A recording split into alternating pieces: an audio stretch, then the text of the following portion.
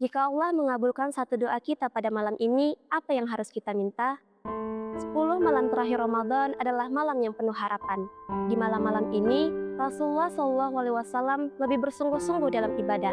Beliau memperbanyak sholat, memperbanyak zikir, dan memperbanyak doa kepada Allah. Karena di antara malam-malam ini, terdapat malam yang sangat mulia. Malam yang lebih baik daripada 1000 bulan. Aisyah radhiyallahu anhu pernah bertanya kepada Rasulullah SAW, "Jika aku bertemu Lailatul Qadar, maka apa yang harus aku baca?" Rasulullah SAW menjawab, "Bismillahirrahmanirrahim, Allahumma innaka afuwun tuhibbul afwa fa'fu anni."